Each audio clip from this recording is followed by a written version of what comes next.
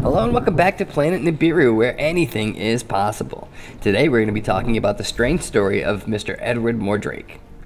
In 1895, the Boston Post, a well-established newspaper that still runs to this day, published an article titled The Wonders of Modern Science that recounted medical reports from the Royal Scientific Society of England. The featured reports in this article focused on documenting the existence of what some would call monsters, but were more accurately described as freaks. These human freaks cataloged by the British scientists included a mermaid, a terrifying human crabman, and the unfortunate Mr. Edward Mordrake, who would soon become one of the creepiest medical cases turned legend in history. As the Post reported, the story of poor Mr. Mordrake was a tragedy, almost made for legend. For Edward Mordrake was a young, intelligent, and by all accounts good-looking 19th century heir to an English peerage. The young nobleman had everything one could ask for from life, but all of these great blessings that Mr. Mordrake had were tempered with one terrible curse. In addition to his handsome normal face, Mr. Mordrake possessed a terrifying disfigurement, another face on the back of his head. The condition is known as craniofacial duplication, and it is a rare birth defect that has affected people all over the world. Said to be the result of an abnormal protein expression, it causes the facial features in an embryo to be duplicated, causing horrible disfigurements. Many times the two faces are side by side or even mixed, creating some rather gruesome sights. Most times these disfigurements cause a very early death. The recent case of a baby girl named Lali born in India grabbed headlines in 2008.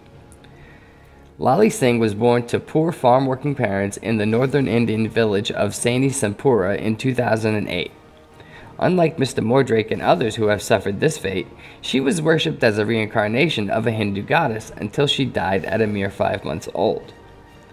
Perhaps one of the things that made Mr. Mordrake's story so compelling is that he was otherwise the picture of health and vitality. By all accounts, a healthy, strong young man who was not only quite capable, but also due to his family's position, destined to have a very, very good life, if it weren't for the horrifying condition that he was afflicted with. Almost as if to add insult to injury, the second face that was located on the back of his head was that of a young girl. Locals said that the face was that of a beautiful young maiden. Though the face was incapable of talking, it could follow people or things with its eyes and could laugh or cry. Mr. Mordrake was mortified by the face, though. Its beauty was an insult to him, and he was sure that it was possessed by a devil. Even the locals would say that the face seemed to possess an intelligence of a malevolent sort. As he grew older, Mr. Mordrake would become more and more of a recluse, claiming that the face would whisper to him at night, speaking of the most dreadful things that could only be repeated in the very pits of hell. He sought out doctors to cut the face from his head, but no doctor would even entertain the idea. The state of medicine at that time would not allow for such a surgery. A procedure like that would surely end in death for Mr. Mordrake. Instead, they attempted to address the whispers. From mental illness to infection, they sought answers as to why Mr. Mordrake was hearing these voices, but no reason could be found. As Mr. Mordrake passed through his late teens, he became almost completely withdrawn, tortured nightly by the hellish whispers and fiendish laughing and crying. By the time he was 20 years old, he was starting to refuse visits from even his family. Only those closest to him would visit and bring him food and insist that he get regular rest.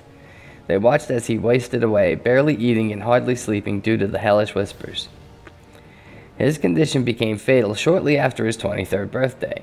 He was able to procure some poison, and one night, after his family had left him for the evening, he killed himself. In his last letter, he requested that the face be cut off and destroyed before he was buried so that it would not continue to whisper to him in his grave. He was buried in a field in an unmarked grave. Only his family knew the location and circumstances of his burial. So what do you think of the story of Mr. Mordrake? Would you want the face removed if it was you who had this rare affliction? Get in the comment section and let us know. Thank you for watching. Please like, subscribe, and comment, and we'll see you in the next video.